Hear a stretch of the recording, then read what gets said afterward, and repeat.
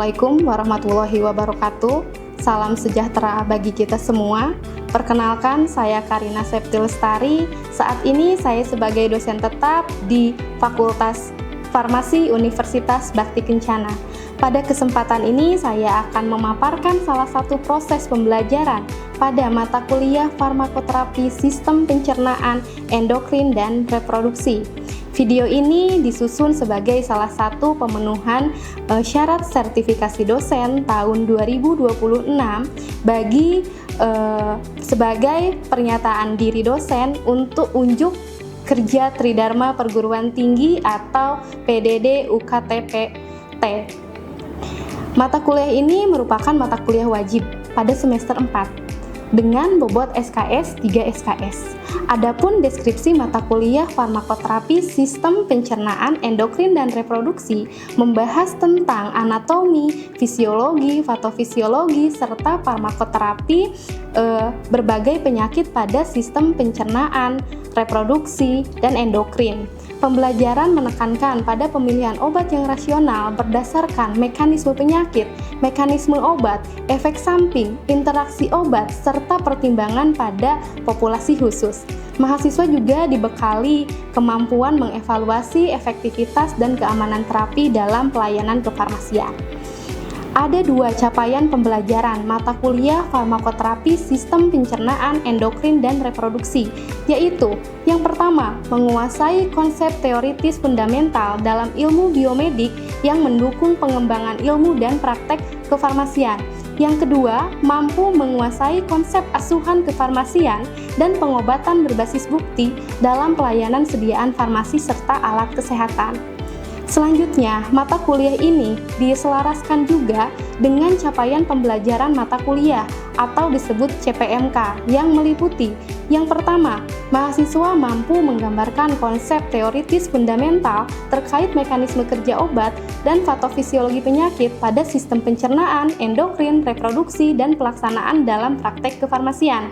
Yang kedua, mampu menghubungkan konsep asuhan kefarmasian, pengobatan berbasis bukti. Yang ketiga, mampu memberikan komunikasi, edukasi, dan merumuskan terapi farmakoterapi, pencegahan, dan pengobatan dengan herbal. Yang terakhir, mampu menghubungkan pengetahuan sikap etis, empati, dan praktek kefarmasian. Bahan kajian dalam mata kuliah ini meliputi anatomi dan fisiologi sistem pencernaan, endokrin, reproduksi, patofisiologi, farmakologi, dan farmakoterapi berbagai penyakit pada ketiga sistem tersebut, dan edukasi atau KIE, dan fitoterapi dalam menghubungkan pelayanan kefarmasian yang rasional, efektif, aman, dan berbasis bukti. Dalam pelaksanaan pembelajaran, saya menggunakan metode DIA, yaitu Delivery, Interaksi, dan Assessment. Media pembelajaran yang digunakan meliputi presentasi interaktif, video pembelajaran, serta LMS menggunakan Edlink Sevima. Interaksi dengan mahasiswa dilakukan baik secara tatap muka maupun melalui LMS sehingga proses pembelajaran berlangsung aktif, kolaboratif, dan berkesinambungan. Jumlah pertemuan satu semester sebanyak 16 kali pertemuan dengan komposisi 14 kali pembelajaran, 1 ujian tengah semester, dan 1 ujian akhir semester. Evaluasi pembelajaran meliputi kehadiran, tugas individu, kuis, tugas kelompok, ujian tengah semester, serta ujian akhir semester. Referensi utama yang digunakan yaitu buku Anatomi Fisiologi karya Martin yang telah disusun dan disesuaikan oleh tim pengajar. Pembelajaran juga didukung oleh buku teks kefarmasian, artikel ilmiah, nasional maupun internasional, baik yang ditulis oleh dosen pengampu maupun peneliti lainnya, serta referensi ilmiah terkini yang relevan dengan perkembangan ilmu dan praktek kefarmasian. Melalui proses pembelajaran ini, mahasiswa diharapkan mampu mengintegrasikan pemahaman anatomi, fisiologi, patofisiologi, dan farmakoterapi penyakit pada sistem pencernaan, endokrin, dan reproduksi untuk menentukan terapi yang rasional, mengevaluasi efektivitas dan keamanan terapi, serta mendukung pengambilan keputusan dalam praktek pelayanan kefarmasian. Demikian penjelasan mengenai mata kuliah farmakoterapi sistem pencernaan endokrin dan reproduksi yang saya ampu di program studi Sarjana Farmasi Fakultas Farmasi Universitas Bakti Kencana. Terima kasih atas perhatian Bapak Ibu. Selanjutnya saya akan mendemonstrasikan pelaksanaan pembelajaran tatap muka pada mata kuliah farmakoterapi sistem pencernaan, endokrin, dan reproduksi bersama mahasiswa program studi di ruang kelas. Bismillahirrahmanirrahim. Assalamualaikum warahmatullahi wabarakatuh. Waalaikumsalam warahmatullahi wabarakatuh. Selamat pagi teman-teman semua. Pagi Ibu. Oke, sekarang kita pertemuan kedua ya. Kemarin pertemuan pertama kita sudah bahas tentang kontrak pembelajaran dan juga RPS. Nah, lalu teman-teman kemarin juga sudah dijelaskan materi apa aja yang akan disampaikan untuk pertemuan selanjutnya. Oke, sekarang kita mulai dengan materi anatomi dan fisiologi sistem pencernaan. Sebelum dimulai, mungkin alangkah baiknya kita membaca doa dulu ya. Boleh sama ketua kelasnya mana? Oke, boleh dipimpin oleh ketua kelasnya. Baik, Ibu. Sebelum perkuliahan dimulai, alangkah baiknya kita berdoa dulu. Berdoa dalam hati, dimulai.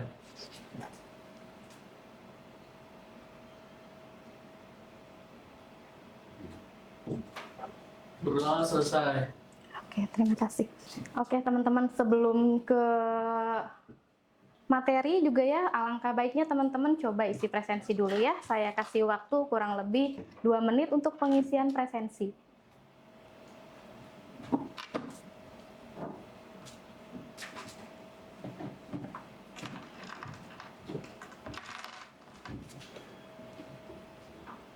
Oke, untuk presensinya sudah teman-teman? Sudah ya. Oke, kita lanjut, kita nge-recall lagi apa yang teman-teman sudah pelajari. Ini pelajaran tentang anatomi dan fisiologi sistem pencernaan. Ini bukan hal yang baru teman-teman dapat ya. Ini sebelumnya mungkin pernah teman-teman dapat di semester sebelumnya karena ada mata kuliah farmakoterapi kejiwaan misalnya gitu ya, pasti belajar tentang anatomi ya. Di sini teman-teman masih ingat nggak sih anatomi dan fisiologi itu apa? Oke, anatomi. Anatomi adalah ilmu yang mempelajari struktur tubuh makhluk hidup, meliputi bentuk, letak, ukuran, hubungan antar tubuh. Contohnya, misalnya organ A, organ jantung terletak di mana, fungsinya apa. Nah itulah ya, nanti kita pelajari tentang organ sistem pencernaan. Lalu fisiologinya adalah ilmu yang mempelajari fungsi normalnya. Jadi di sini kita akan mempelajari bentuknya, letaknya, serta fungsi secara normalnya. Di sini kita belum bahas penyakit ya, kita di sini masih bahas tentang fungsi organ secara normal. Oke, ini outline yang akan teman-teman dapat. Saya harapkan nanti teman-teman akan dapat ini semua ketika selesai perkuliahan. Yang pertama, menjelaskan konsep dasar anatomi dan fisiologi sistem pencernaan, mengidentifikasi struktur dan fungsi organ-organ penyusun sistem pencernaan beserta dengan organ aksesorisnya, menjelaskan tahapan proses pencernaan mulai dari ingesti hingga eliminasi. Lalu menjelaskan mekanisme pencernaan, absorpsi, dan regulasi sistem pencernaan, serta menganalisis hubungan antara struktur anatomi dengan fungsi fisiologis setiap organ. Oke, tujuan dari pembelajaran ini yaitu pendahuluan, konsep sistem dasar sistem pencernaan, tahapan sistem pencernaan, dan pergerakan saluran pencernaan. Oke, kita mulai materi hari ini dengan sistem pencernaan. Oke, sistem pencernaan tadi kita bahas ada anatominya. Ya. Anatomi, kira-kira apa saja sih organ-organ yang terlibat di sistem pencernaan? Boleh ada yang menjawab teman-teman? Ada yang menjawab? Boleh? Mungkin mulut Ibu. Mulut, Tenggorokan. tenggorokan, Masuk ke dalam. masuk ke dalam mana? Ke lambung dulu. Ke lambung, Habis itu ke usus. ke usus, Usus ada dua kan, usus besar, usus kecil. Oke. Usus kecil, habis itu terakhir anus mungkin. Anus. Oke, itu merupakan sistem saluran yang utama. Ya. Nah, tapi selain itu ada lagi nggak? Ada Ada apa? kelenjar saliva, Kelenjar saliva, hati, hati, kantung empedu, kantung empedu, dan pankreas. pankreas itu merupakan organ apa namanya ya? Organ aksesoris ya, organ aksesoris. Jadi pelengkap. Jadi kayak hati, pankreas itu nggak langsung ke sistem pencernaan, tapi dia memiliki efek. Oke, selanjutnya ini kita ke lapisan utama sistem pencernaan. Di lapisan utama saluran pencernaan itu ada mukosa. Mukosa itu lapisan paling dalam yang terdiri dari biasanya ada lendir-lendir di mukosa. Lalu ada submukosa, ini dalam lagi, terdapat pembuluh darah. Lalu ada muscalis eksterna, terdiri dari otot polos, serta serosa, yaitu pelapis muscularis eksternal. Nah, ini pergerakan di saluran pencernaan. Untuk pergerakan di saluran pencernaan, kalau air mengalir kayak jatuh aja langsung gitu ya, langsung ke bawah. Sedangkan kalau sistem pencernaan itu ada yang namanya gerakan peristaltik. Gerakan peristaltik itu gerakan seperti kayak meremas-remas makanan ya. Nah, meremas-remas makanan itu tujuannya untuk apa? Tujuannya untuk mendorong makanan agar makanan itu terus maju mengikuti alurnya kemana gitu ya. Jadi nggak kayak air yang langsung misalnya dituangkan langsung gitu, enggak ya, tapi dia ada gerakan meremas-remas gitu ya. Lalu ada gerakan segmentasi. Segmentasi itu gerakan yang bolak-balik, biasanya itu terjadi di usus. Fungsinya untuk apa? Untuk penyerapan, absorpsi. Selanjutnya ini ada rongga mulut. Ya, makanan pertama kali masuk ke dalam rongga mulut. Di dalam rongga mulut ada apa? Boleh jawab teman-teman? Gigi, Ada gigi, lidah, ada lidah, air liur, air liur, atau saliva. atau saliva ya. Ya, air liur atau saliva. Di sana banyak mengandung ada ini ya, enzim amilase ya. Di sini fungsinya ya untuk apa? Untuk memasukkan makanan gitu ya. Karena kalau nggak lewat mulut, lewat mana gitu ya. Jadi yang pertama itu lewat mulut. Nah, di dalam mulut ini ada juga namanya kelenjar saliva. Kelenjar saliva di sini berfungsi sebagai enzim untuk menguraikan karbohidrat menjadi bentuk yang sederhana.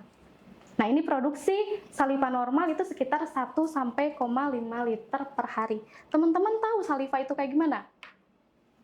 Saliva dengan ludah sama tidak? Beda ya. Saliva itu kalau ludah itu biasanya ketika dikeluarkan seperti buih-buih warnanya putih. Sedangkan saliva itu kental, bening. Biasanya itu keluar kalau misalnya ada rangsangan. Misalnya teman-teman ngiler, terus teman-teman makan asem gitu ya, makan pedas, itu produksinya akan lebih banyak. Nah, itu adanya di mulut. Oke, lalu ada lidah. Lidah merupakan organ muskular yang berperan penting dalam mastikasi, pembentukan lobus, pengecapan, proses penelanan, dan sekresi enzim lingual lipase.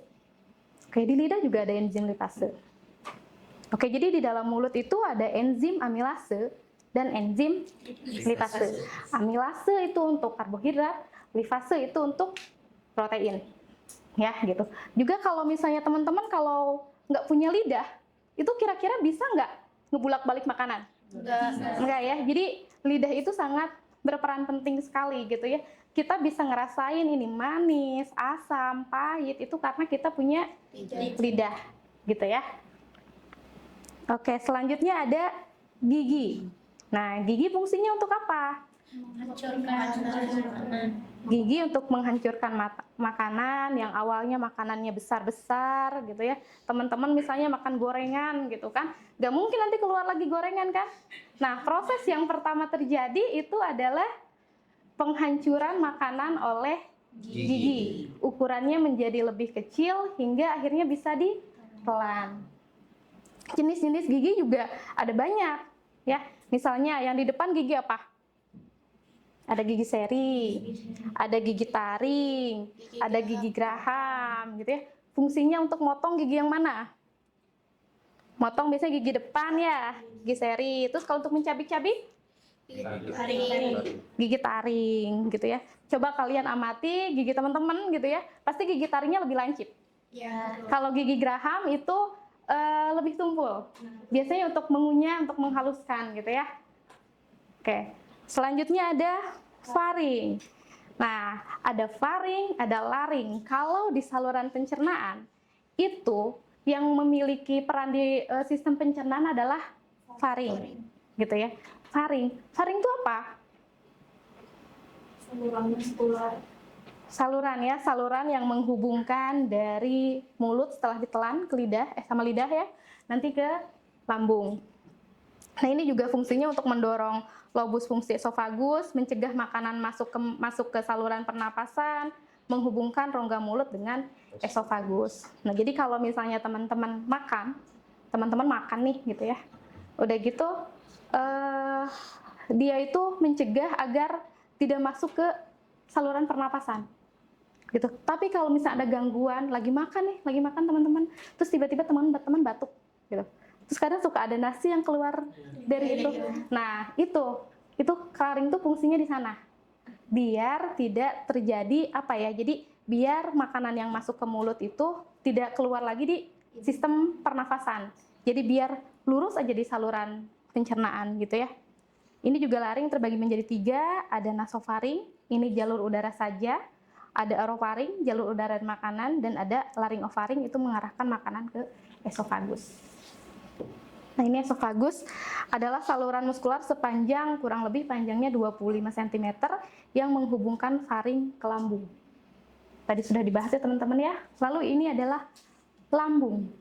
Lambung bentuknya seperti huruf J. Gitu ya.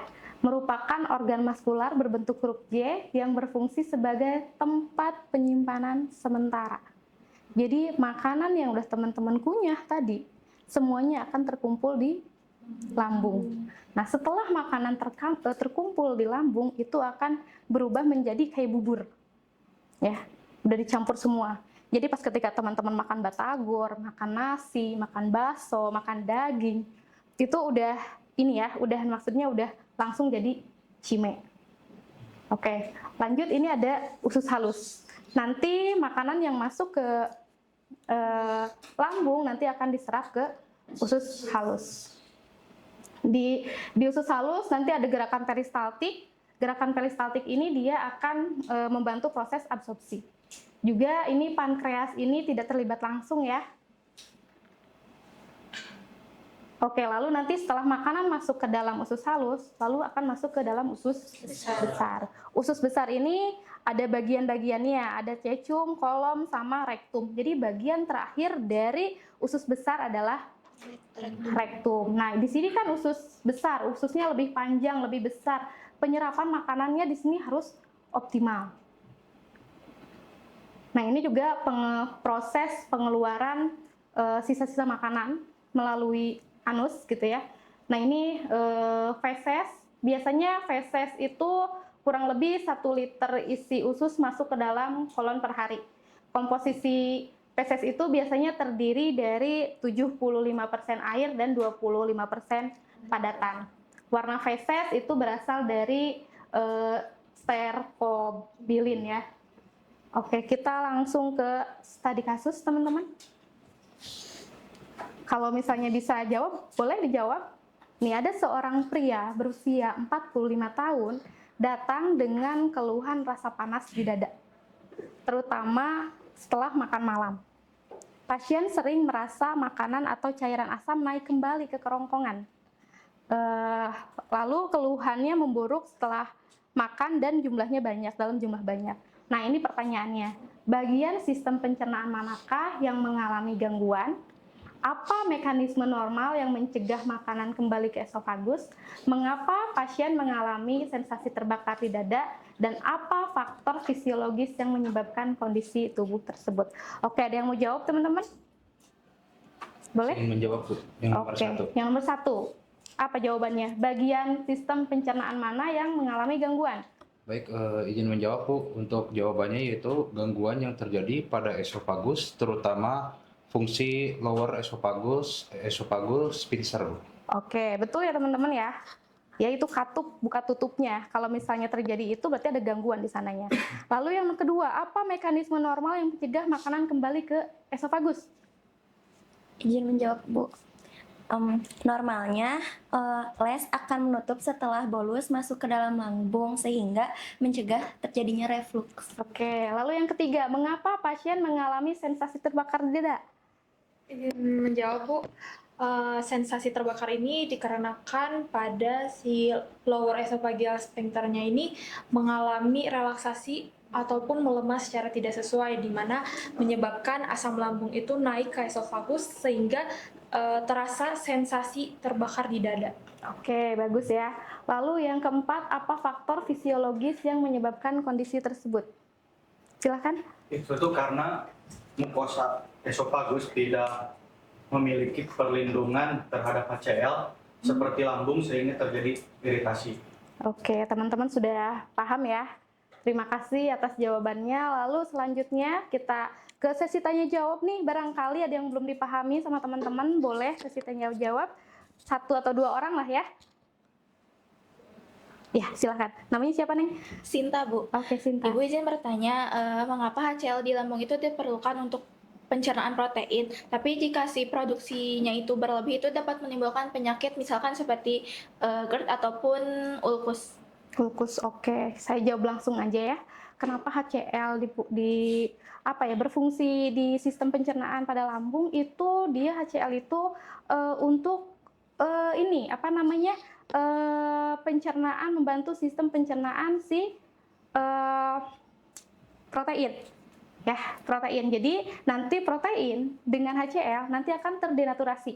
Protein itu kan ukurannya besar. Kalau misalnya pakai HCl, dia nanti ukurannya kecil-kecil. Jadi mudah untuk diserap sama tubuh, gitu. Nah, sedangkan kalau HCl-nya berlebih gitu ya, nanti HCl itu mau berikatan dengan siapa? Karena proteinnya sudah diikat semua. Akhirnya HCl itu akan nempel gitu, akan berinteraksi dengan lapisan mukosa. Nah, lama-lama akan terbentuk seperti nodul-nodul kecil, hingga akhirnya bisa mengakibatkan gastritis. Itu kenapa HCl di dalam lambung harus tetap stabil. Lalu ada lagi yang mau ditanyakan? Ibu izin bertanya, mengapa makanan itu perlu dikunyah berkali-kali sebelum ditelan? Apakah ada pengaruhnya terhadap proses pencernaan selanjutnya? Oke, makanan. Biasanya makanan yang kita konsumsi itu mengandung karbohidrat ya. Karbohidrat. Nah, kenapa harus 30 kali, 32 kali dikunyahnya gitu. Nah, itu kan tadi teman-teman sudah tahu ya ada enzim amilase. Enzim amilase itu membantu proses pencernaan karbohidrat. Nah, ketika teman-teman mengunyah si karbohidrat tersebut menjadi ukurannya lebih kecil, dibantu sama enzim itu. Jadi ukurannya yang awalnya polisakarida menjadi monosakarida. Biasanya kalau teman-teman makan nasi atau makan apapun yang karbohidrat, seketika lama mengunyah pasti timbul rasa manis. Nah, itu tuh rasa manis itu dihasilkan dari reaksi karbohidrat dengan amilase. Menjadi yang awalnya poli menjadi mono. Ketika kondisinya sudah mono, itu akan mudah untuk diserap tubuh. Oke. Kayaknya saya rasa cukup 2 pertanyaannya teman-teman ya. Kita lanjutkan ke kesimpulan. Sistem pencernaan merupakan sistem organ yang bekerja secara terkoordinir untuk mencerna makanan, menyerap zat gizi, dan mengeluarkan sisa metabolisme. Setiap organ memiliki struktur dan fungsi yang saling berkaitan sehingga pemahaman anatomi dan fisiologi sistem pencernaan menjadi dasar penting dalam memahami fungsi normal tubuh serta berbagai gangguan pada saluran cerna. Untuk pustakanya, teman-teman bisa lebih lengkap lihat di buku Martin tentang anatomi dan fisiologis. Lalu sekian pemaparan materi dari saya. Mudah-mudahan bermanfaat untuk teman-teman. Kita ketemu lagi di pertemuan ketiga, kita bahas tentang patofisiologinya ya. Oke, sekian dari saya. Wassalamualaikum warahmatullahi wabarakatuh. Waalaikumsalam warahmatullahi wabarakatuh. Terima kasih, Ibu. Sama. Terima kasih kepada Kementerian Pendidikan Tinggi, Sains dan Teknologi, Universitas Bakti Kencana, Fakultas Farmasi, seluruh pimpinan, rekan sejawat, serta mahasiswa atas dukungan yang telah diberikan. Mohon maaf apabila masih terdapat kekurangan. Terima kasih atas perhatiannya. Saya akhiri, wabillahi taufiq wal hidayah. Wassalamualaikum warahmatullahi wabarakatuh.